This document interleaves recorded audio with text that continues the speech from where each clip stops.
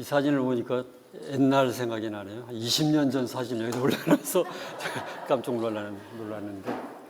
예.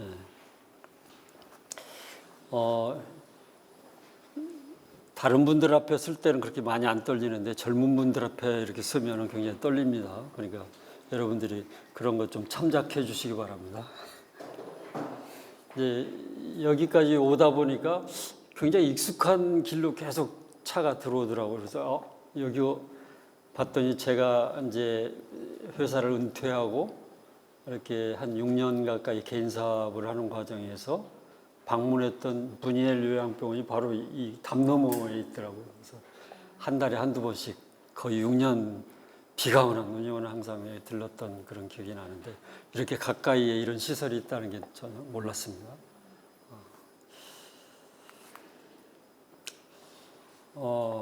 뭐 시간에 이제 제한이 있기 때문에 뭐 주제가 너무나 이제 크고 또 여러분들에게 너무나 중요한 주제이기는 하지만은 이런 주제를 제대로 다루려면 이제 보통 뭐 한 몇 박 며칠 하면서 이렇게 같이 서로 토론도 하고 이렇게 배워야 되는데 이거를 단순하게 강의만을 가지고 여러분들에게 이해를 시킨다는 건 굉장히 어려운 일이죠. 그렇지만 굉장히 중요한 일이기도 하고 그래서 아마 이제 청년 비전데이에 이제 이런 강의를 좀 해달라는 걸 요청을 하신 것 같습니다. 근데 저는 이제 이렇게 강의 체질은 아니거든요. 우리 정민호 형제님만큼 이렇게 아주 탁월한 강의 체질은 아니고 상담 체질인데 강의를 자꾸 이렇게 요청을 하니까 부담스러울 때가 참 많습니다. 자, 오늘은 여러분들과 함께 왜 비전인가? 특히 이제 AI 시대를 사는 이제 이 시대에 정말 우리가 어떤 그 지혜를 발휘할 거냐 이런 관점에서 한번 여러분들과 이 얘기를 나누는 시간을 가지면 좋겠다 하는 생각을 해봅니다. 제가 이제 대학을 졸업하고 나서 이제 숫자로 이렇게 환산을 해보니까 이렇게 돼요.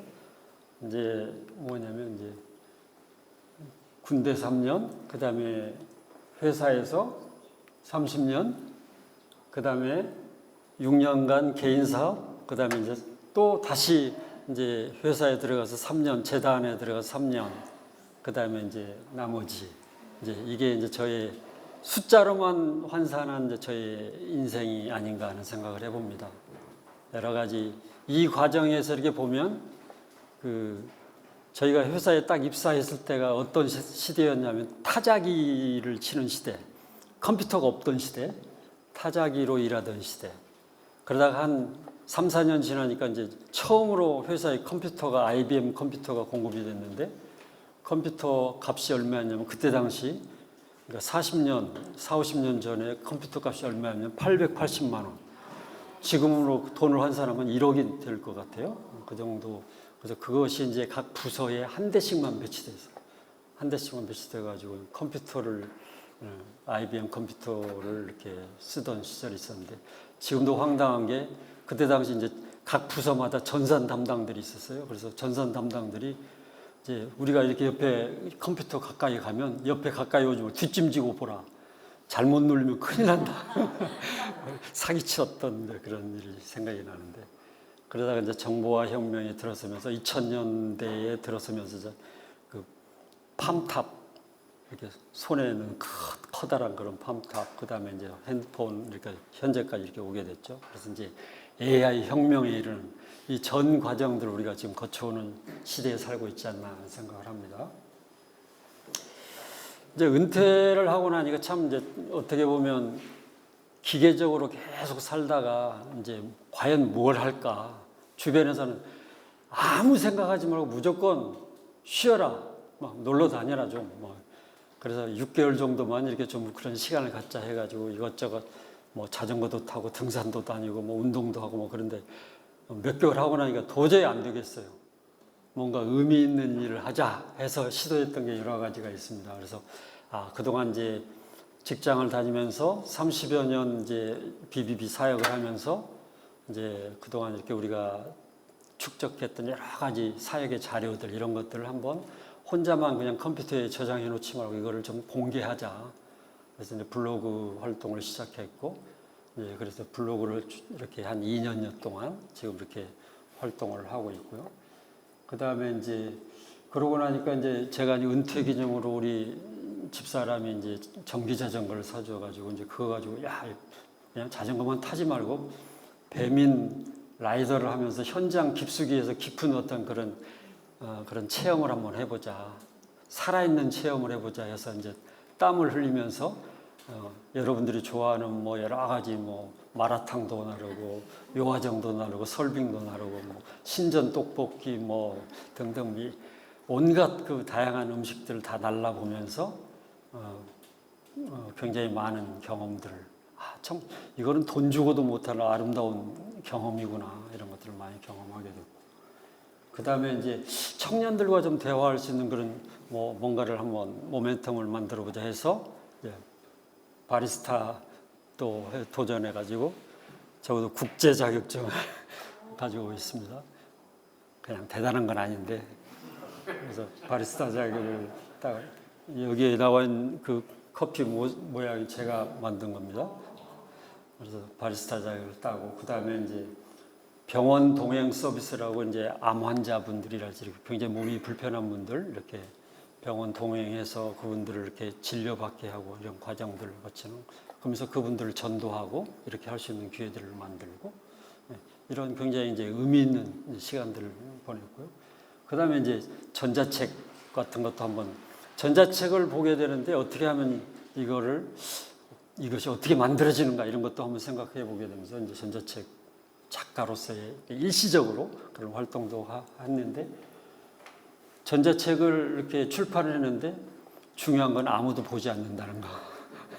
그런 이제 그 다음에 이제 다음 도전하는 게 이제 장애인 콜택시 기사로서 한번 활동을 해보자. 이거는 전도할 수 있는 가장 좋은 이제 프로세스가 될 수 있다 판단이 돼서 지금 거기에 도전하고 있고 다음 주에 최종 합격자가 발표가 됩니다.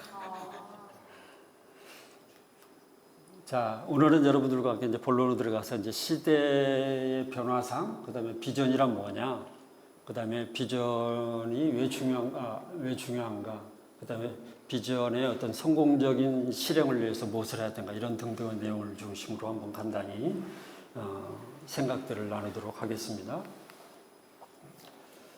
AI 시대가 가져오는 시대의 변화 내용을 보면 간단하게 한 10가지 정도로 요약해서 이렇게 정리를 할 수 있죠. 이건 제가 정리한 건 아닙니다. AI가 정리해 준 거예요.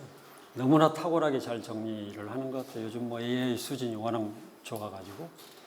특히 이제 눈여겨볼 만한 것은 이제 AI 시대를 사는 우리 핵심 역량이 뭐냐. 결국에 노란 표시로 된 것처럼 창의성의 문제가 정말 중요하다. 창의성. 그 다음에 문제를 정의하는 능력. 그 다음에 이제 질문하는 능력. 똑같은 AI를 활용해도 질문을 어떻게 하느냐에 따라서 나오는 아웃풋이 완전히 다르잖아요. 그런 이제 질문하는 능력이랄지 AI 활용 역량이 정말 중요한 그런 시대다. 그 중에서 질문을 얼마나 제대로 잘 하느냐 이게 정말 중요하다는 생각을 많이 해보게 되죠. 여기에 보면 이제 데이터라는 단어들이 굉장히 많이 등장하잖아요. 데이터. 한 번은 이제 그 딜로이트 이제 그 회계법인의 CEO 이제 여의도에 있죠. 세계적인 회계법인인데 그 CEO 분을 만나서 이제 이야기를 해보니까 자기가 이제 회계법인들은 회사에 대해서 회계 감사를 하잖아요. 회계 감사를 하는데 회계 감사를 할 때마다 항상 자기들이 궁금해하는 것은 그 많은 이제 이익이 많이 나는 회사들 같은 경우는 그 많은 이익들을 도대체 어디다 이걸 쓰느냐 그거에 대해서 굉장히 많이 관심을 갖고 본다는 거죠. 근데 이제 특히 그분의 이야기가 네이버 같은 회사가 굉장히 많은 이익을 창출할 텐데 그 이익을 도대체 어디다 이익이 다 흘러가는가 이렇게 봤더니 결국 데이터 센터를 건립하는데 대부분의 이익이 다 들어가더라 이런 이야기를 듣고 데이터의 중요성 이런 것들에 대해서 굉장히 많이 생각을 하게 됐죠. 자, 그래서 우리는 이제 AI 시대 초연결 시대라고도 하죠. 이런 시대를 우리가 살고 있다. 그 다음에 이제 우리가 이제 간단한 이제 실례를 들어보면 2026학년도 수능을 AI한테 풀어보라고 하니까 어떻게 나와요? 무조건 다 100점 나오죠. 그 다음에 다 1등급이죠. 이제 AI가 이 정도 이제 똑똑해졌어요. 실수가 없어. 수능 정도 문제는 아무것도 아닌 거예요. AI에게는. 그렇죠? 그 다음에 AI의 정확도가 얼마나 빠른 속도로 증가하고 1년마다 25%, 50%씩 증가하고 있는 걸 볼 수 있죠. 그만큼 빠른 속도로 정확도가 높아지고 있다는 거. 그 다음에 이제 또 한번 보면 이제 입사 10년에서 15년 차 사람들하고 경쟁을 붙여보니까 오히려 AI가 더 우승하는 확률이 높더라 이거죠. 그러니까 그러면 이렇게 신입사원 수준의 그런 역량 가지고는 AI하고 게임이 안 된다는 거죠. 그거 하나만으로 보더라도 앞으로 취업이 얼마나 어려워지겠는가를 바로 우리가 짐작하고도 남죠. 그러니까 회사들이 요즘 신입사원들 뽑지 않는 가장 큰 결정적인 이유가 이제 AI 영향이 어마어마하게 크게 된다는 거죠. 그래서 미국의 그런 실리콘밸리나 이런 쪽에서도 그 최근에 감원 프로테이지가 한 40% 가까이 이렇게 감원하는 그런 현상들이 나타나서 뭐 컴퓨터 공학 학위를 받은 사람도 뭐 이렇게 우리는 일하기 원한다는 시위를 하고 있는 이제 그런 모습을 보게 됩니다. 또 재밌는 거는 이제 일자리의 이제 이 상황을 한번 그래프로 나타내. 이거 미국의 현재 상황입니다. 최근 상황인데 빨간 그래프가 뭐냐면 이제 경제 성장 이제 그래프죠. 경제가 어떻게 성장되어 가고 있는가. 근데 하얀 그래프는 뭐냐면 이렇게 취업률 관련 그래프거든요. 근데 어느 시점에서 이 취업률이 확 떨어지냐면 챗GPT가 나오면서부터 취업률이 갑자기 계속 하향 곡선을 띄고 있는 걸 보게 되죠. 이만큼 이제 AI라는 것이 우리 이제 일상생활에 엄청난 영향력을 파급 효과를 미치고 있다는 것을 한번 우리가 생각해 보면 좋을 것 같아요. 그렇지만 아무리 AI가 우리를 두렵게 하고 이렇게 변화무쌍하게 이렇게 돌아가고 있다 할지라도 변하지 않는 것을 우리는 찾아내는 그런 역량이 절대적으로 필요한 시대에 살고 있다. 특히 이제 그 우리 아마존 CEO인 그 제프 베이조스라는 사람 이분의 이야기가 굉장히 최근에 이제 저에게 와 닿은 이야기인데 한번 같이 읽어볼까요? 시작.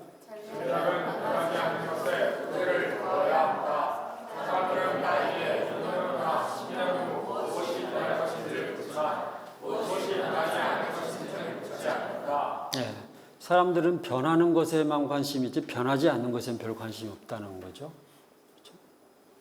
그렇죠? 여러분들 이렇게 운동하는 것을 AI가 대신해 줄 수 있나요? 그렇죠?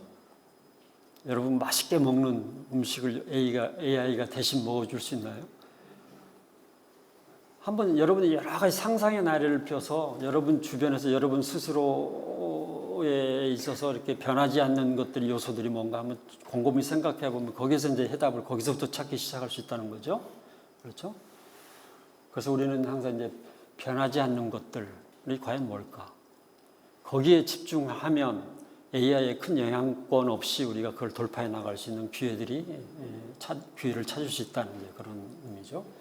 그래서 옛날에는 이제 백문이 불여일견이다 그런 얘기를 많이 했잖아요. 근데 백견이 불여일문이다 해석해 주세요.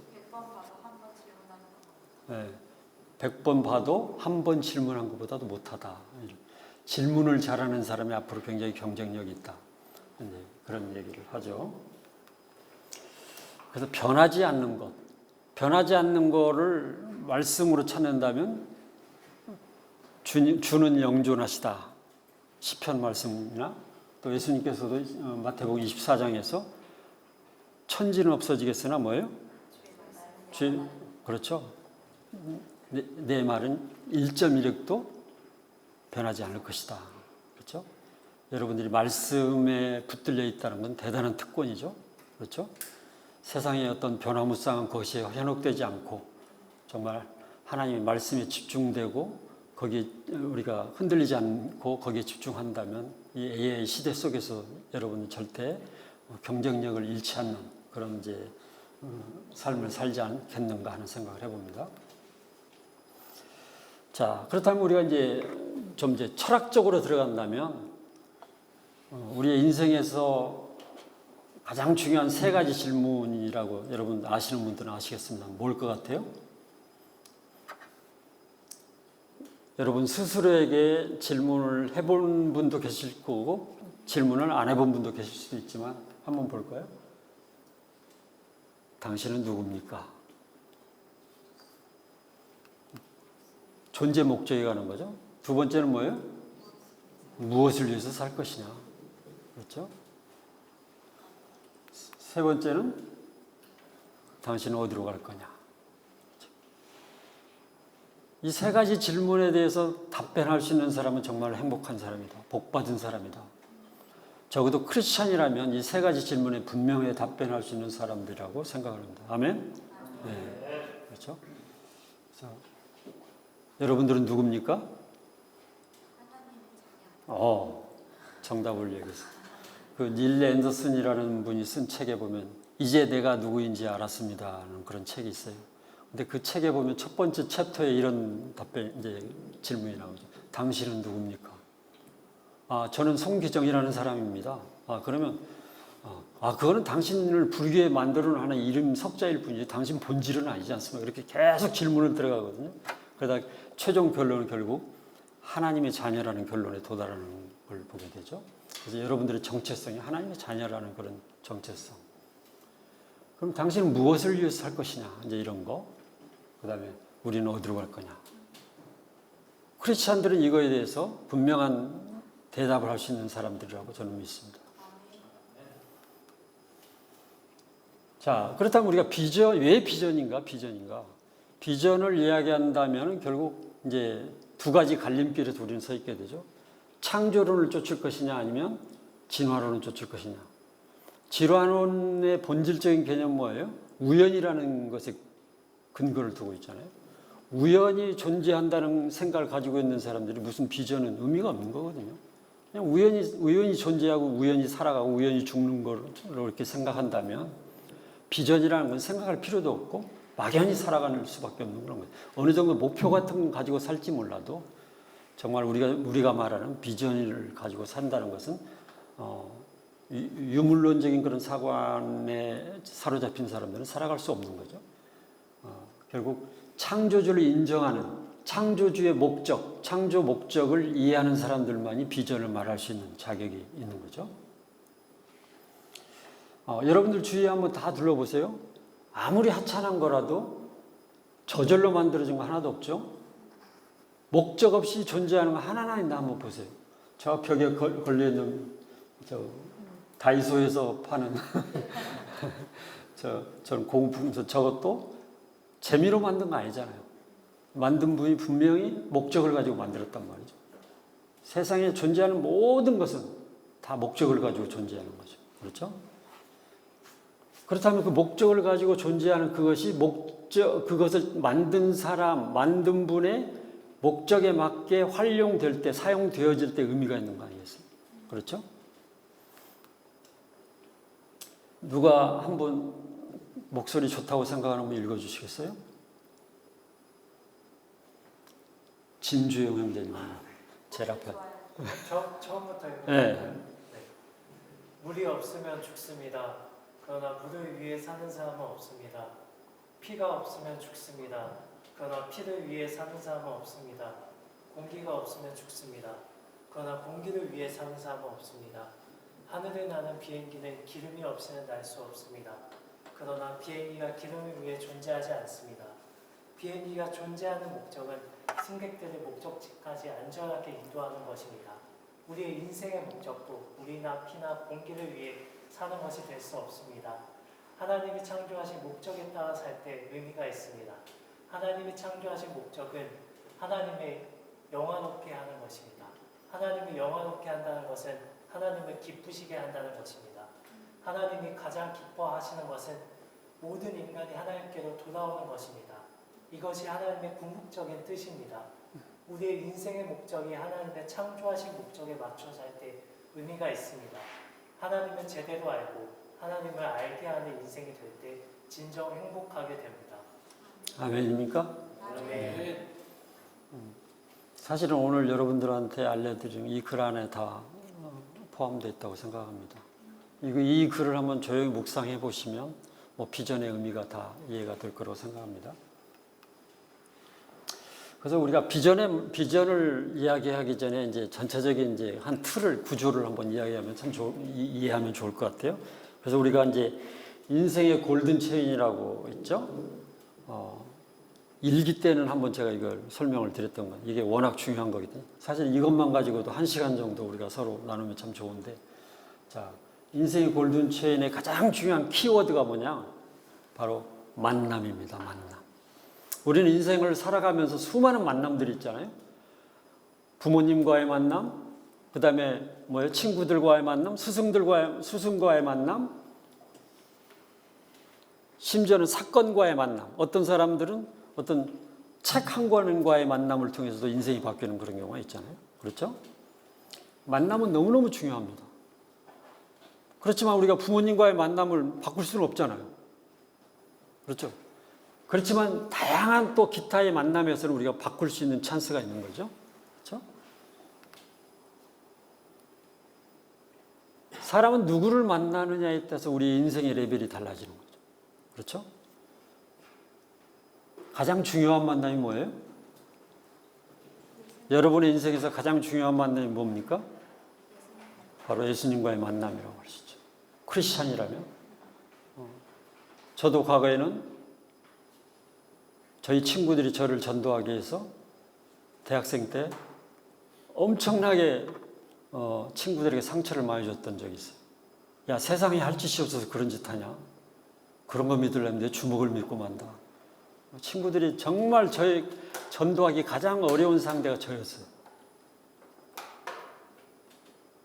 한 7년, 6년 전에 친구들이 모인 자리에서 제가 공식적으로 친구들 앞에서 용서를 구했어요. 상처 준 친구들이 너무 많아가지고. 저를 전도하려는 친구도 많았지만 그들에게 다 상처를 많이 줬기 때문에 그들 앞에서 정중하게 이렇게 모인 자리, 여러분들처럼 이렇게 모인 자리에서, 친구들과 모인 자리에서 앞에 나가서 정중하게 내가 과거에 너희들에게 이러이러한 상처를 줬었다.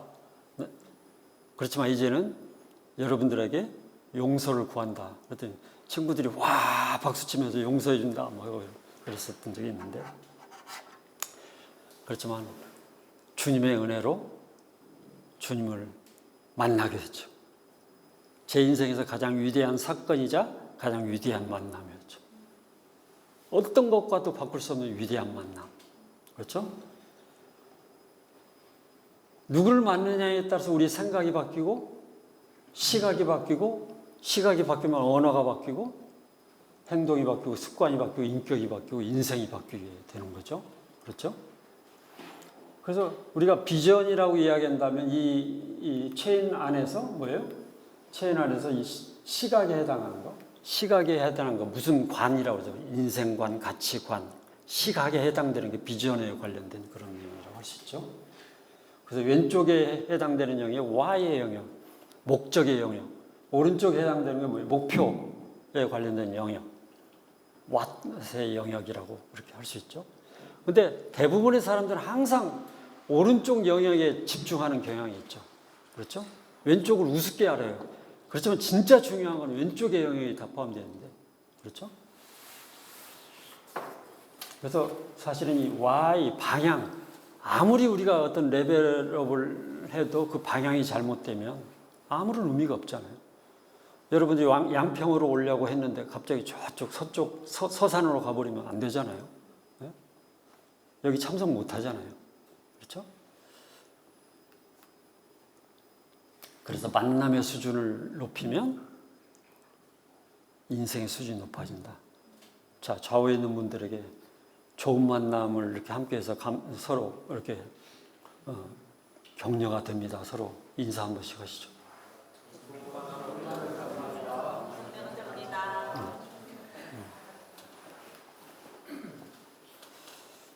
그 다음에 이제 비전이 과연 뭐냐. 비전의 개념을 우리가 좀 이제 이해할 필요가 있죠. 그 이재철 목사님이 쓰신 비전의 사람이라는 책에 보면 이것이 정말 잘 이렇게 구체적으로 설명되어 있는데, 이 책은 여러분들이 꼭 한번 읽어보시기를 추천해 드립니다. 여기에 보면 이제 꿈이 뭐냐? 그 다음에 야망이 뭐냐, 비전이 뭐냐, 이제 이런 것을 설명하고 있는데, 꿈은 그냥 막연한 상상력이라고 그렇게 표현을 하죠. 누구나 상상을 할 수 있죠. 그렇지만 머릿속으로만, 마음으로만 상상하지, 뭐죠? 실행에 전혀 옮기지, 목표도 없고 구체적으로 구체화되어 있지 않기 때문에 이게 실행이 거의 되지 않는 이제 그런 것을 꿈이라고 보통 이야기해요. 야망은 뭐예요? 야망을 가진 사람들 보면 굉장히 도전적이고 열정적이고 뭐죠? 구체적이잖아요. 그렇지만 그들의 마음속에 있는 게 뭐예요? 자기중심성이 있어가지고 뭐예요? 게임의 원리를 적용해요. 누군가를 짓밟아야 자기가 올라설 수 있다는 그런 게임의 원리를 적용하는 그걸 야망이라고 그러죠. 이런 사람들은 자신은 성공했다고 할지 몰라도 다른 사람에게는 엄청난 피해를 주게 되는 그런 일들이 많이 있죠. 그렇지만 비전은 뭐예요? 게임의 원리가 아니라 무슨 원리? 윈윈의 원리. 상생의 원리. 그렇죠? 구체적인 목표가 있고 상생의 원리가 적용되고 사명과 책임을 수반하는 그게 바로 이제 비전의 이제 내용이다. 이렇게 이재철 목사님은 이제 설명하고 계십니다. 굉장히 공감이 가는 그런 내용이죠. 자, 똑같은 인생을 살면서도 어떤 사람은 왼쪽에 있는 그림처럼 막연하게 지금 내가 어디에 위치해 있는지도 잘 생각하지 않고 어느 방향으로 가고 있는지조차도 생각하지 않고 이렇게 살아가는 사람들 많이 있잖아요. 여러분들 여기 오실 때도 분명한 이런 어디서 출발하는지 어느 쪽으로 가는지 그런 걸 알고 오셨죠? 그러니까 여기 도착했겠죠. 비전을 갖는다는 이와 똑같은 개념이라고 할 수 있죠. 막연하게 이렇게 살아가는 것이 아니라 내가 현재 어디에 있고 어디로 가야 될지를 분명히 알고 거기를 향해서 집중하는. 그 다음에 보면 중간 목표들이 있잖아요. 비전은 굉장히 장기적인 거기 때문에 중간 목표를 설정하고 우리 도전하는 이제 이런 것이 이제 비전을 가진 사람들의 일반적인 특징이라고 할 수 있죠. 비전이라는 사전적인 정의를 한번 보면은 누가 한번 읽어 주실래요? 이번엔 자매님이 한번 읽어 주실까요? 우리. 조직이 장기적으로 지향하는 목표, 가치관, 이념들을 통칭하는 개념으로 조직이 앞으로 어떻게 되어야 하는지에 대한 이상적인 모습을 보여준다. 네, 여기서는 이제 조직에 대해서만 이야기하지만 사실은 개인에 대해서도 우리가 굉장히 중요한 의미가 있죠, 비전은. 그렇지만 우리 크리스찬들에게 있어서 비전은 과연 뭘까? 이런 관점에서 한번 정의를 내자면 한 목소리로 같이 읽어볼까요? 시작.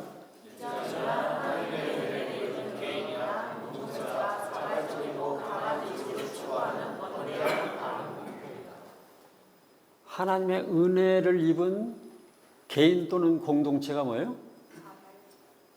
자발적이다. 자발성이라는 것이 항상 비전에는 자발성이 따르죠. 그 다음에 강한 의지로 추구하는, 그렇죠? 원대한 반응 목표다. 목표는 목표인데 그 은혜에 반응하는 그런 이제 목표를 이제 보통 비전이라 이렇게 정의를 할 수도 있죠.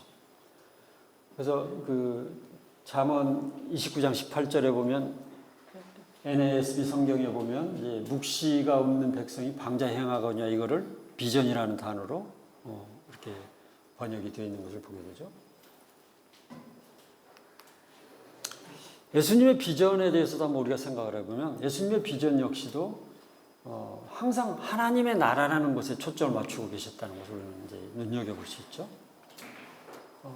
결국 이 하나님의 나라, 원래 이 목적을 이루시기 위해서 예수님께서는 결국 하나의 어떤 목표를 가지고 계시냐면 십자가를 지셔야 되는, 또 부활하셔야 되는 이런 목표를 가지시고 또 성령님의 약속하시 이런 것들을 어떻게 보면 하나의 목표와 전략에 해당되는 그런 거라고 할 수 있고요. 그 다음에 그것을 실질적으로 제자들로 하여금 실행하도록 전도와 제자 양육을 통해서 바로 하나님의 나라가 이 땅 가운데 이렇게 확장되도록 이렇게 그런 시스템을 구축하고 떠나시는 이제 그런 과정들을 우리는 복음서를 통해서 배우게 되죠. 자, 비전을 위한 기본 전제가 또 있어요. 지난 한 2주 전인가요? 저희 이제 둘째 아들이 이제 무슨 이제 정부에서 운영하는 창업 프로그램인가 뭔가 그걸 해서 이제 그걸 도전한다고 뭐 기획서를 작성해가지고 아빠 이거 한번 좀 봐주세요. 그래서 저한테 보내왔어요. 그래서 뭐 그거에 이제 이렇게 통과하면 뭐 1억씩 창업 지원금을 지원해 준다고 해서 이제 여러 가지 아이디어를 모아서 이렇게 정리해서 저한테 보내줬는데 제가 그걸 딱 보고 나서 아들에게 던졌던 첫 번째 질문이 뭔지 아세요? 뭘 것 같아요? 왜 하느냐? 뭐 그것보다도 제가 제일 먼저 던졌던 질문이 바로 이거였어요. 타깃 고객이 누구냐? 타깃 고객에 대해서 불분명하더라고요. 그래서 그거에 대해서 먼저 딱 질문하니까 굉장히 우왕좌왕해서 다시 해라. 그래서 타겟 고객이 불분명한데 그 어떤 사업을 했다가는 100% 망한다. 그래서 이제 그 다음에 두 번째는 뭐예요? 그 타겟 고객에게 어떤 가치를 제공할 것이냐. 이것이 명확해야 된다. 그 다음에 그것을 또 어떤 방법으로 제공할 것이냐. 이것이 이제 비전을 추구하는 사람들이 가장 염두에 둬야 될 핵심 키 맥락이라고 할 수 있죠. 그래서 일반적으로 이제 비전 체계를 이렇게 이야기할 수 있습니다. 세 개로도 정리할 수 있고 네 가지로도 정리할 수 있는데 가장 먼저 우리가 가장 많이 하는 이야기는 미션이라고 하기도 하고 사명이라고. 그러니까 비전이라고 하면 이 네 가지를 다 포함되는 그런 개념이라고 할 수 있죠. 원래 비전의 큰 개념은. 사명은 뭐예요? 우리의 존재 이유죠. 존재 이유에 해당되는. 방향에 해당되는 거죠. 방향. 그래서 이제 이 비전 체계를 가지고 있는 회사들 딱 보면 이 회사는 정말 제대로 된 비전을 가지고 있다 없다 이런 걸 바로바로 알 수 있죠. 그렇죠? 그 다음에 이제 중요한 게 그 사명을 이루기 위해서 어떤 가치, 어떤 행동 강령을 가지고 있느냐. 우리 BBB 같은 건 뭐예요? 재생산하는 제자를 양성하는. 이걸 이제 핵심 가치로 굉장히 중요한 핵심 여러 가지가 있습니다만 중요한 핵심 가치로 삼고 있죠. 그래서 이 행동 강령을 어기는 사람들은 그 공동체의 일원이 될 수가 없다. 그렇죠? 그래서 비전을 빅보스라고 하는 거 아니에요? 그렇죠? 그 다음에 이제 아무리 화려한 미션이 있고 아무리 멋진 핵심 가치가 있어도 역량이 받쳐주지 않으면 그걸 할 수 없는 거죠. 우리가 훈련을 하고 하는 이유가 뭐예요? 그 역량을 업그레이드하기 위해서 훈련을 하는 거잖아요. 그렇죠? 그러니까 훈련이라는 건 필수 요소가 되는 거죠. 아무리 멋있는 꿈을 꾸어도 그 꿈을 이룰 수 있는 아무런 역량이 갖춰지지 않으면 그건 절대 도달할 수 없는 거잖아요. 그렇죠? 마지막으로 우리가 일반적으로 이야기하는 비전, 목표, 높은 목표 정도. 그래서 이제 네 번째에 해당되는 비전 이 부분은 뭐예요? 이제 크고 대담한 목표라고 그렇게 이제 전문가들은 그렇게 이야기를 하죠. 그래서 뭐 big, hairy, audacious goals 이렇게 표현을 하죠. 장기 목표 이렇게 설명이 되죠. 그래서 보통 우리가 비전을 이야기한다면 결국 이 네 가지 정도를 기꺼이 설명할 수 있는 이제 그런 여러분들이 되시기를 바랍니다. 비전을 설명할 수 있는 사람 정도면 대한민국의 몇 프로? 1%. 여러분들은 오늘 이 시간 이후는 대한민국 1%가 되는 그런 유익을 얻게 되는 겁니다. 그래서 항상 비전에 대해서 이런 개념을 가지고 여러분들이 이해하는 것이 참 좋겠다. 그런 게 있잖아요. 뭔가를 설명할 수 있을 때까지 아는 게 아는 것이 아니다. 어떤 용어를 많이 사용해요. 용어는 많이 사용하는데 그 용어에 대해서 제대로 설명할 수 없다면 모르는 거잖아요. 그렇죠? 복음에 대해서도 마찬가지죠. 우리가 계속 훈련을 하면서 그런 것들을 이렇게 강의 듣고 배우고 하는 이유가 뭐예요? 누군가의 그것을 전수할 수 있게 하도록 위해서 훈련하는 거잖아요. 그렇죠? 제대로 이해하게 되면 설명할 수 있게 되는 거잖아요. 그렇죠?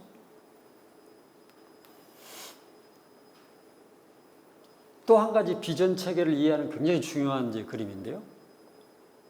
자, 오른쪽을 보면 뭐가 나와요? 발전을 자극하는 축이 있어요. 발전을 자극하는 축. 이것은 뭐냐면 핵심 역량, 전략, 실행계획, 평가 이런 부분들이 하나 발전을 자극하는 부분이죠. 자, 지금 미국과 이란이 전쟁이 터졌잖아요. 그러면 뭐 제일 문제가 뭐예요? 기업들이 이제 비상이 걸린 거잖아요. 지금 비상경영으로 지금 아마 들어가고 있을 거예요. 막 임원들 회의가 소집되고 거기서 그러면 뭐 경비를 어떻게 이제 절감할 것인가부터 시작해서 복잡한 이제 회의들이 굉장히 많이 진행될 거예요. 그렇다면 과거에 아마 작년 말 정도에 이렇게 세웠던 목표들을 어떻게 수정해야 될 거 아니에요. 근데 우리는 한번 세운 거 끝까지 간다 하면 어떻게 돼요? 큰일 나는 거죠. 환경이 변하면 바로바로 그걸 조정하면서 대응해 나가는 이런 이제 유연성을 가지고 대응하는 게 발전을 자극하는 거예요. 근데 왼쪽 날개는 뭐예요? 핵심을 보존하는 거죠. 이건 뭐예요? 내용이? 존재 목적과 핵심 가치에 해당돼요. 이거는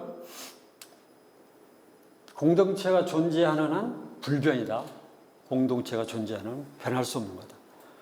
리더가 바뀌고 환경이 바뀌어도 이거는 절대 변할 수 없는. 그렇죠? 이 두 가지가 서로 상호 공존하면서 이제 비전이 이제 계속 이제 적용되어지고 공동체가 지속 가능한 성장을 지향해 나갈 수 있는 거죠.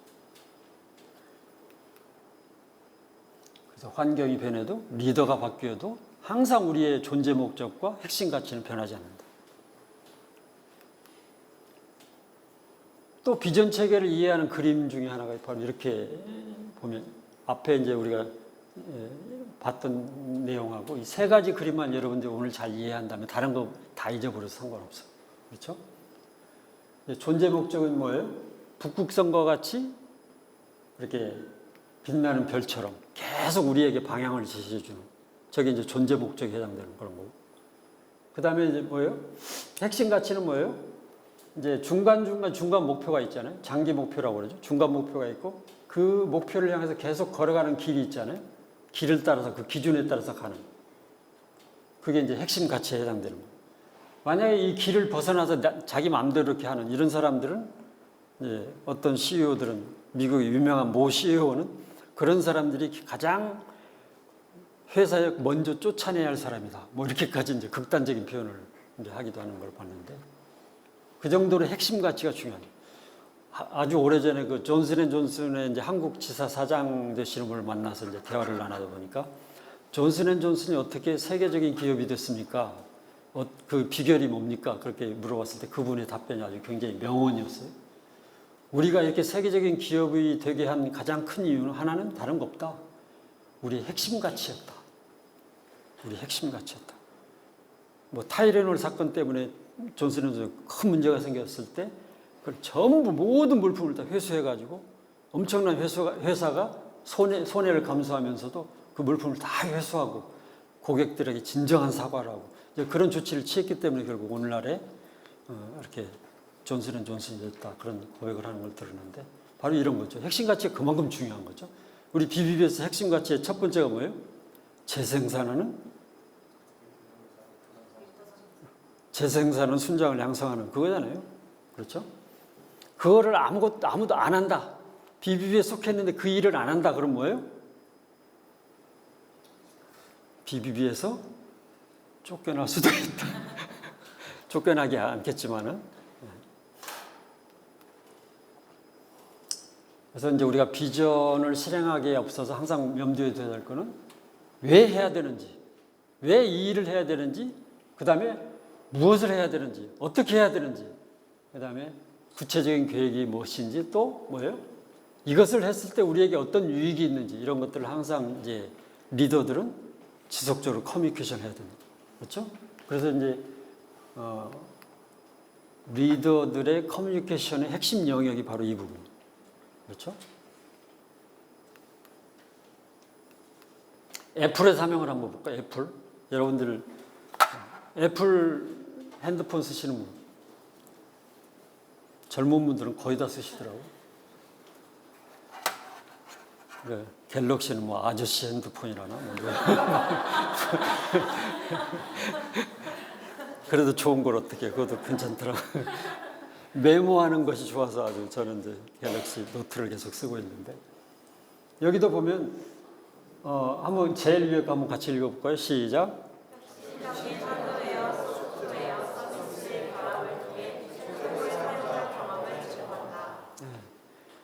결국 타깃 고객은 누구예요? 세계적인 기업들의 타깃 고객은 일반적으로 뭐냐면 세계 모든 사람들이죠. 그렇죠? 모든 사람. 그 다음에 핵심 가치는 뭐예요? 어떤 가치를 제공해 줄 거냐? 최고의 사용자 경험이다. 그렇죠? 그 다음에 어떤 방법으로? 혁신적인 하드웨어와 소프트웨어와 서비스 결합을 통해서. 이게 명확하게 다 들어가 있거든요. 아까 세 가지 제가 잊어버리지 말라고 말씀드렸던 거.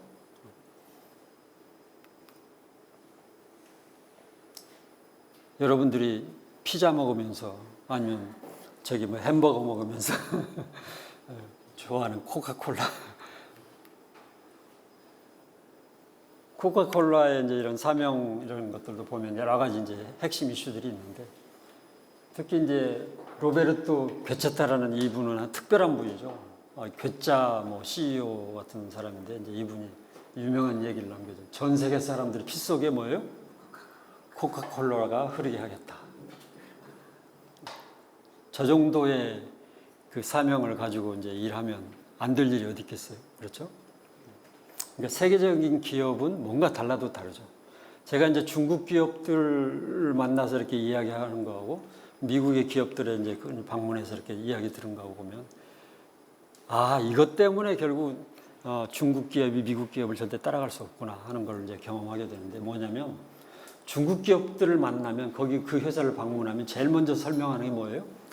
우리 회사 직원이 몇 명이다. 우리 회사의 매출이 얼마다. 이런 얘기만 한단 말이죠. 점포가 몇 개다. 그걸 자랑한단 말이죠. 근데 미국 기업들을 방문하면 제일 먼저 지휘의 이제 그 연수원을 방문했는데 거기 방문했을 때 이제 그 연수원장께서 이제 그런 얘기를 하는 걸 딱 듣고 정말 굉장히 감동적이었는데 우리 지휘의 사명은 이겁니다. 미션부터 딱 체계적으로. 아까 제가 4가지 요소 있죠? 그걸 기가 막힌 내용으로 이렇게 정리해서 설명해 주는 걸 보고 굉장히 감동을 먹었던 적이 있는데. 그러니까 진정한 선진 회사들은 다 이제 그런 이제 커뮤니케이션의 첫 번째가 바로 항상 이 비전에 대한 그런 내용인 것을 보게 되죠. 우리나라도 그런 기업들이 좀 많았으면 좋겠는데 아쉽게도 생각보다 너무 없다는 것이 너무나 가슴이 아프죠. 제가 이제 두 번째 이제 근무했던 30년 근무를 마치고 6년 개인 사업을 하다가 다시 재단에 들어가서 이제 제가 근무했던 재단에 이제 왼쪽에 보면 이제 입구 현관에 들어가면 비전 입간판이 딱 서 있잖아요. 항상 출근하면서 그걸 읽고 들어가요. 보고 들어가게 딱 설치를 해놓고. 그 다음에 회의할 때도 항상 그걸 보게 해놔. 이제 회의실의 벽에 저렇게 딱 저걸 글자로 박아놨죠. 왜? 모든 우리가 하는 일이 비전과 관련이 있기 때문에 그런 거죠. 그렇죠? 그 회사에서 이제 인사 담당을 하면서 이제 이런 일이 있었어요.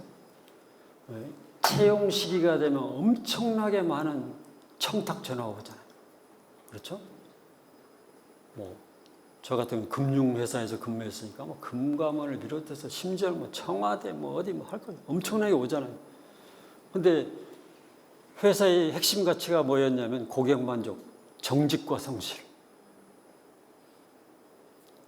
청탁 전화가 우선이 돼야 될 것 같아요. 핵심 가치가 우선이 돼야 될 것 같아요. 그래서 이제 청탁 전화가 오면 이제 직원들에게 그런 이제 지시를 했죠. 청탁 전화가 오면은 그건 전부 블랙리스트에 올려라. 그런 사람들은 어떻게 돼요? 100% 탈락이죠. 금감원이나 청와대 그게 무서운 게 아니라 우리는 가장 무서워하는 게 뭐예요? 핵심 가치를 가장 무서워하는.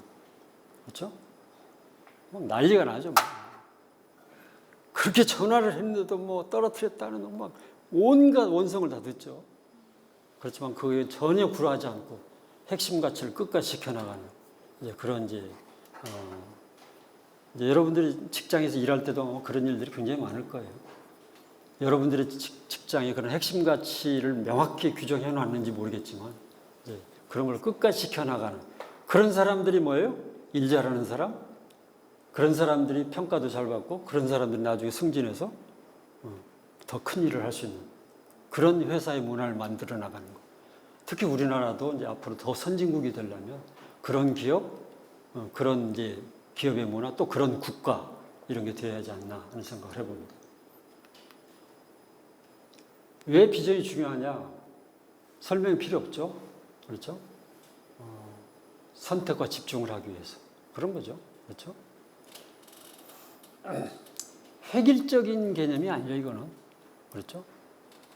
온라인을 하는 이유는 불필요한 에너지 소모를 최소화하기 위해서 이제 이런 이제 비전을 가지고 비전을 향해서 모두가 이렇게 한 방향 정렬될 수 있도록 이렇게 요구를 하는 거죠. 그래서 비전이 중요한 이유는 첫 번째 줄에 나온 것처럼 비전이 어떤 공동체의 빅보스다. 옛날에 제가 모시던 회장님이 이제 그런 얘기를 한 적이 있어요. 이제 여러분들처럼 이렇게 사원이 있다면 사원들이 쫙 이제 강단에 이렇게 있는데 사원들에게 그런 질문을 했어요. 여러분, 우리 회사에서 누가 제일 높습니까? 그럼 뭐라고 답변할 것 같아요? 회장님이 강연하면서 여러분들 우리 회사에서 제일 누가 높습니까? 했을 때 직원들의 당연히 뭐예요? 회장님이요. 큰 소리로 막 와, 회장님이요. 큰 소리로 딱 나오니까 죄송합니다만 여러분들의 답변이 틀렸습니다. 회장은 높은 사람도 아니고 낮은 사람도 아닙니다.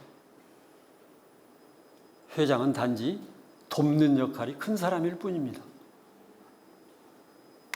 목사님들이 그런 말씀을 하면 참 좋을 것 같다는 생각을 할 때가 참 많은데, 그렇죠? 돕는 역할이 크다는 것은 우리가 피라미드 개념이 아니라 역피라미드 개념으로 생각하는 거예요. 그렇죠? 그러면서 마지막 메시지에 뭐라고 말씀하셨냐면 만약에 내가 회사의 비전을 어기면 저를 쫓아내십시오.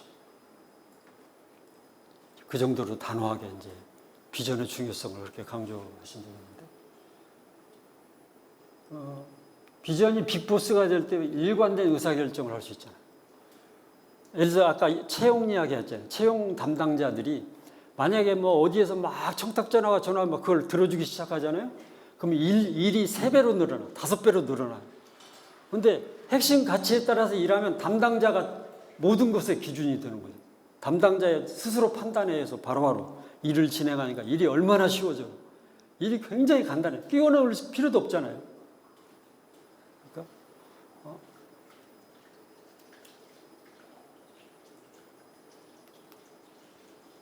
다음으로 비전이 이제 성공적으로 실행되려면 그냥 막연한 상상력, 그냥 멋있는 그림만 있어서는 되지 않고 뭐예요? 굉장히 구체적이어야 된다는 거죠. 같이 한번 읽어볼까요?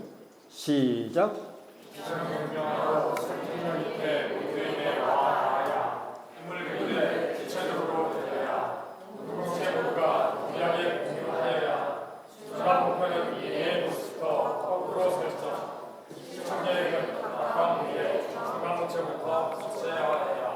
네, 뭐 무슨 말인지 다 이해가 되죠?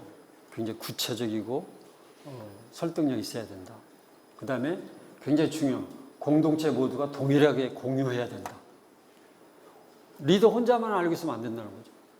그래서 이제 비전 전문가들 이야기하면 700번 이상 커뮤니케이션 해야 된다. 막 귀가 닳도록. 그래서 바이인 된다고. 완전히 세뇌될 정도로 계속 강조했을 때 그것이 이제 실제 자기들의 이제 삶에 이게 적용이 된다는 거죠. 중간 목표, 그 다음에 실천 계획, 굉장히 구체적인 실천 계획. 이제 BBB에서 주로 이제 우리 순장님들이 많이 활용하는 오트 작성, 오트 연간 계획 그런 작성해서 이렇게 하는 사람과 안 하는 사람은 아마 결과가 엄청 달라질 거예요. 그렇죠? 우리 그리스도인들에게 주어진 이제 2가지 사명이 있다고 할 수 있는데요. 내비게이터 선교에 보면 이런 이제 그들의 비전이 있죠. 뭐라고 나오나요? 그리스도를 알고 그를 알게 하라. 정말 감동적이잖아요. 엄청나게 심플하잖아요. 먼저 그리스도를 제대로 알고 뭐예요? 또 혼자만 알고 있지 말고 알려라 이거죠. 다시 한번 정리한다면 우리 그리스도인들에게 주어진 두 가지 사명이 있다면 뭐예요? 하나님을 알고 하니까 제대로 안 하고서 제대로라는 단어를 쓰는데 제대로 알고 내가 제대로 알 때 또 누군가에 제대로 알려줄 수 있잖아요. 오늘 이제 제가 갈 때 이제 픽업 하려고 이제 저를 따라온 우리 막내가 저기 앉아 있는데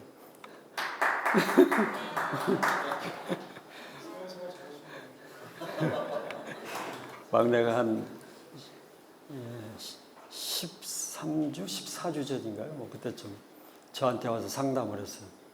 아빠, 제가 교회를 나가보니까 언니 오빠들이 신앙도 좋고 뭐 영적으로 굉장히 이렇게 잘 이렇게 개발되는 자기는 너무나 뒤처져 있다는 영적으로 너무 뒤처져 있으니 저를 좀 도와달라.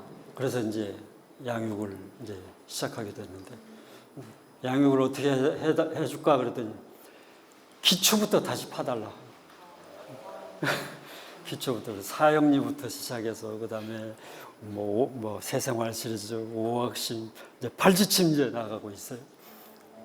한 번 만나면 2시간, 3시간 이렇게 하면 정말 감동적인 좋은 시간이에요. 너무나 감사하고 저희 꿈이 이제 이루어지고 있는데 제대로 알 때 이게 그거를 이제 우리 막내가 요구했던 게 뭐냐면 저도 나중에 언젠가는 리더 역할을 할 때 제대로 알아야 제대로 알려줄 거 아닙니까? 그래서 제대로 가르쳐달라 이거죠. 그래서 이제 그런 일을 계속 진행하는데 그날이 항상 기대가 너무 돼요. 맨투맨의 시간이 너무나 기대가 되고 감사가 되죠. 자, 현장의 변화 없이 세상은 변하는가? 제가 예수 믿고 변화돼가지고 너무나 감격적이고 그래서 제가 처음에는 이제 그 감동을 주체할 수 없어서 나도 신학해야 되나 보다. 그래가지고 이제 회사 들어가서 이제 1년도 채 안 돼서 이제 뭐 신학을 준비하고 있었더니 저희 교회 담당 전도사님이 갑자기 형제, 나는 형제가 신학하는 거 반대한다. 딱 그러시더라고요. 기분이 좀 안 좋더라고요. 자기는 신학해놓고 저를 못하게 하니까. 그 이유인즉슨 뭐냐면 바로 이 이야기였어요. 바로 삶의 현장이 변해야 세상이 변한다는 얘기죠. 그렇죠? 그분 이야기는 뭐냐? 아무리 훌륭한 목회자가 있어도 아무리 훌륭한 신학교가 있어도 삶의 현장에서 그 말씀대로 살아가고자 하는 그 사람이 없다면 삶의 현장은 절대 변하지 않는다. 나는 형제가 그곳에서 일터 그 속에서 그런 삶을 살기를 원한다. 처음에는 수용이 안 됐지만 그분의 진정 어린 그런 충고에 저는 결국은 6개월 정도 지나서 그걸 수용하고 그때 딱 마침 또 이제 우리 최봉 형제님이 이제 비비비 초기였으니까 이제 광화문 모임부터 시작해서 그런 모임을 이제 만들어 나가실 때 이제 그런 일이 있었는데 어쨌든 삶의 현장이 변해야만이 세상이 변한다. 그렇다면 저절로 변하느냐? 누가 필요합니까? 바로 여러분들이 필요한 거죠. 내가 있는 곳이 변하는 내가 있는 곳이 과연 변화되고 있는가? 나 있는 곳이 과연 의미 있게 변화되고 있는가? 한번 그것을 점검하는 여러분들이 되시길 바랍니다.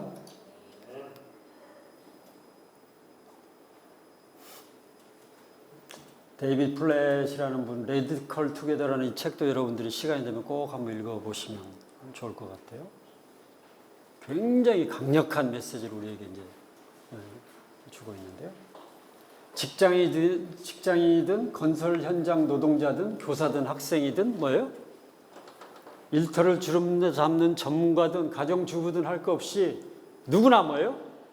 삶의 현장에서 복음의 씨앗을 퍼뜨리는 전도자들이다 이거죠. 그렇죠? 그런 역할들을 하는 사람들이 바로 여러분들이기도 하고요. 그렇죠?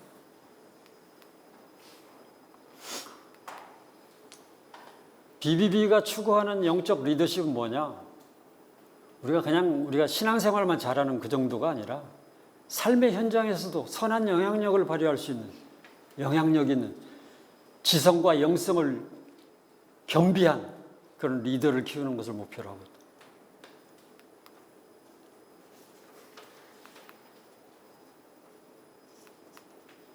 이거는 이제 아마 내일 우리 정민호 형제님께서 아마 구체적으로 BBB 비전에 대해서 설명해 주실 거라고 생각을 합니다. 비전이 성공적으로 성취되려면 세 가지 원리가 필요하죠. 첫 번째 뭐예요? 누구부터? 나부터, 리더부터, 쉬운 것부터. 모든 것을 다 하겠다고 하는 것은 아무것도 안 하겠다는 소리하고 똑같다고 그런 얘기가 있잖아요. 그렇죠? 선택과 집중을 해서 할 수 있는 것, 가장 쉬운 것부터 하나하나 실천에 옮기다 보면 결국 비전을 달성할 수 있다, 변화될 수 있다, 이런 거죠. 여러분들은 어디선가 리더 역할을 하죠. 교회에서나 아니면 직장에서나 작은 리더 역할이라도 다 리더 역할을 하고 있죠. 자, 그렇다면 세계적인 그 리더십 권위자인 맥스웰 목사님이 이제 정리한 7가지 키워드, 이걸 한번 우리가 같은 목소리로 한번 읽어볼까요? 시작. 다른 사람을 위한 리더가 되라. 리더가 되라. 운명적인 관계를 세워라. 사회성을 갖고 일어라. 안전함과 비전에 의지하라. 당신의 목표에 가치를 부여하라. 당신의 힘을 나누라. 우리가 이제 신앙이 있다고 하면서 삶의 현장에서 제대로 적용하지 못하는 경우가 많죠. 그러니까 좀 나약한 그리스도인, 찍힌 그리스도인 이런 게 아니라 저분하고 같이 일하고 싶다. 저 형제, 저 사람하고 같이, 저 직원하고 같이 일하고 싶다. 저런 리더라면 정말 좀 이렇게 같이 그 밑에서 일하고 싶다. 뭐 이런 이제 좋은 영향력을 미쳐야 되는데 그렇지 못하는 경우가 의외로 많죠. 그렇게 해서는 제일 먼저 뭐예요? 다른 사람을 위한 리더, 섬기는 리더. 그렇죠? 다른 사람들의 필요에 예민한 이제 그런 이제 우리가 삶의 현장에서도 항상 그런 삶을 사는 게 굉장히 중요하다고 보고요. 그다음에 뭐예요? 좋은 팔로워가 되라. 그렇죠? 좋은 팔로워가 나중에 뭐예요? 좋은 리더가 돼. 그렇죠? 좋은 팔로워가 좋은 리더가 되게 되겠죠. 그다음에 사람들과의 항상 긍정적인 마음. 움직이는 것마다 맨날 갈등을 일으키는 사람이 아니라 항상 피스메이커 역할, 그런 역할을 하는 여러분들이 됐으면 참 좋겠다. 그 다음에 우리는 뭐 신앙생활만 잘하면 된다. 그게 아니죠. 직장 안에서 우리가 복음을 전하기 위해서는 탁월하게 일하지 못하면 절대 복음을 전할 수 없잖아요. 그렇죠? 일도 못하면서 저 복음을 전하면 너나 잘하세요 그러겠죠. 그렇죠? 근데 그 탁월성이라는 건 나 스스로의 노력에서부터만 나오는 것이 아니라 주님께서 놀라운 지혜와 놀라운 그런 아이디어들을 주시고 우리를 놀랍게 인도하신다는 사실을 깨달아야 되죠. 그렇죠? 주님의 능력을 우리는 믿기 때문에 탁월하게 일할 수밖에 없는 거죠. 그렇죠? 예를 들어서 우리 BBB 와서 뭐 귀납법적 성경 공부나 이런 공부를 하다 보면 맨날 회사에 품위서 작성 로직하고 똑같잖아요. 그렇죠? 그것을 우리는 날이면 날마다 그 일만 하는데 직장에서 일을 못할 수가 없게 되어 있죠. 그렇죠? 회사 다닐 때 이제 제가 이제 항상 제안상을 많이 휩쓸었는데 큐티를 하다 보면 하나님이 이렇게 아이디어를 많이 주시잖아요. 회사 일을 이렇게 개선하면 참 좋겠다 그런 아이디어를 막 주시면 그걸 제안서로 쓰면 또 상 타고 막 그러는데 도대체 당신은 어디서 그렇게 아이디어가 나오냐고. 그랬을 때 항상 제가 이제 그런 질문하는 사람들이 그런 일 저기서 나오는데요. 이렇게 이야기를 했던 적이 있는데 우리가 아침에 맨날 큐티하고 다른 사람은 술 마실 때 우리는 성경 읽고 그럼 누가 더 일 잘할 것 같아요? 그렇죠? 뭐 어떤 분이 이제 또 이제 제가 이제 어느 정도 지위가 올라가고 그러다 보니까 어떤 분이 골프 안 하세요? 저는 골프할 시간이 없습니다. 맨날 비비비 사역한다고 막 골프할 시간이 어디 있어요? 우리 막내가 골프 선수이기도 하지만은 저는 골프를 못해요. 그러니까 그 한 임원이 저희가 그렇게 해가지고 어떻게 인간관계를 하세요? 그러니까 오기가 나잖아요. 오기가 나잖아요. 그래서 제가 그분에게 그런 얘기를 했어요. 그러면 시합 한번 하시죠. 무슨 시합이요? 광화문 사거리에 누가 사람을 많이 모이는가 시합을 같이 한번 하자. 그러니까 골프를 안 치면 그냥 무슨 인간관계를 못하는 사람처럼 그렇게 이제 잘못 이해를 하고요. 그랬더니 그분이 막 이렇게 손을 저었던 그런 일이 있는데, 자, 그 다음에 이제 우리가 감정이 아니라 비전에 의지하라. 항상 비전에 의지해서 우리가 어떤 일을 할 때도 이제 그런 초점을 맞춰서 일하는 그런 행동을 취하는 것이 중요하겠죠. 그 다음에 이제 우리가 앞으로 직면하게 되는 영적 환경을 보면 굉장히 좋아질 가능성은 거의 0%죠. 상대주의적인 그런 인본주의적 가치관이 점점 이렇게 세상을 지배하다 보면 절대적 가치를 우습게 여기는, 멀리하는 그런 이제 현상들이 계속 나타나게 되겠죠. 그렇죠? 이런 때일수록 뭐가 필요하냐? 결국 일터의 환경이 어려워질수록 제자의 삶을 적극적으로 사는 체계적으로 훈련된, 체계적으로 양육된 그런 정예 제자들이 필요하다는, 시대가 흐를수록 그게 더 절실히 요구되는 그런 시대에 우리는 살고 있다, 이렇게 이야기할 수 있죠. 특수군인을 양성하는데 훈련소에 모아놓고 뭐 총 쏘는 방법, 각개전투하는 방법, 유격훈련하는 방법, 비디오 테이프로 열심히 보여주면 특수군인이 됩니까?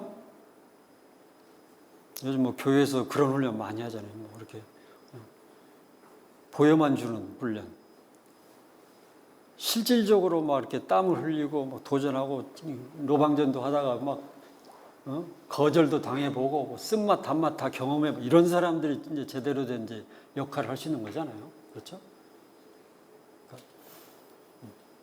그래서 여러분들이 이제 이런 약캠프나 이런 걸 통해서 정말 우리가 좀 더 도전적인 삶을 살아야 되겠다. 당당하고 대담한 그런 목표를 가지고 도전하는 그런 삶을 살기를 저는 기대를 합니다. 자, 이거는 이제 강준민 목사님이 쓴 이제 책에 나오는 내용인데 굉장히 이제 감동적인 내용이어서 한번 여러분들과 같이 공유하고자 합니다. 오른쪽에 있는 비전과 존재혁명이라는 책은 이제 비전과 관련된 책으로 굉장히 여러분들에게 도움이 될까 해서 소개하는데, 제가 이제 전도하면서 가장 많이 선물로 줬던 책 중에 하나입니다. 근데 요즘은 절판이 됐는지 어쩐지는 모르지만 정말 좋은 책이에요. 얇으면서도 한 2-3시간이면 읽을 수 있는 책인데 우리 가슴을 뛰게 만드는 굉장히 좋은 책인데 꼭 한번 읽어보시길 바라고요. 이 내용을 같이 한번 읽어보도록 하겠습니다. 같이 읽겠습니다. 시작. 비전 있는 사람은 외롭다. 앞서 원하는 것은 위험한 일이다. 선구자는 노력하다가 개척자는 끝없는 모험 정신으로 하나님을 포기해야 한다.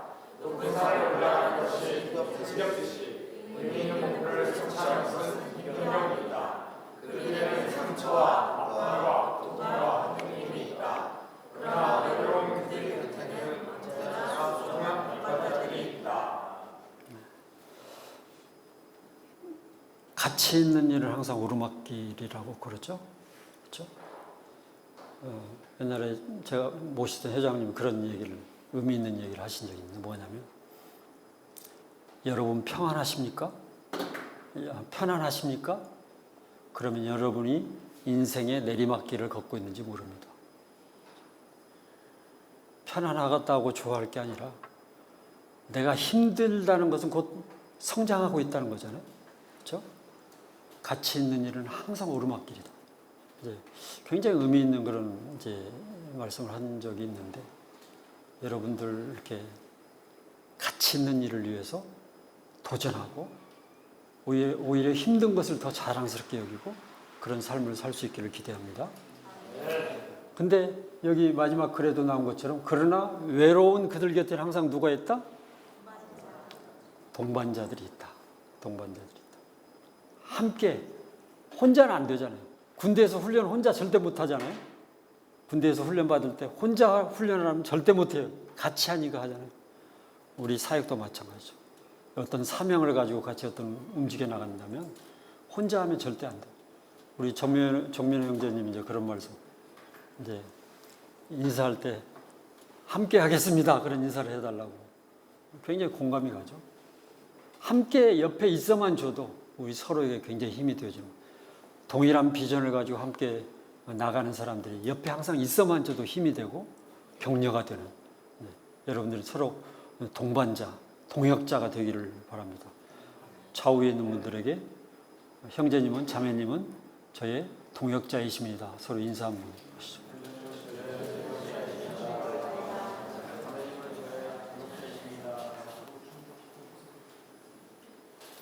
결국은 움직이는 자와 함께 움직이라는 말 있죠. 비전이 같은 사람들과 함께 움직일 때 그 비전이 훨씬 더 효과적으로 성취될 수 있는 거죠. 여러분들이 오늘의 만남이 그냥 한 번으로 그친 것이 아니라 앞으로 지속적으로 이런 만남이 이루어지면서 또 BBB에서 또 더 강도 높은 훈련도 받고 더 멋진 그리스도인으로서 삶의 현장을 변화시키는, 그래서 하나님이 정말 하나님의 영광을 올려드리는 그런 여러분들이 되시길 정말 간절히 기대를 합니다.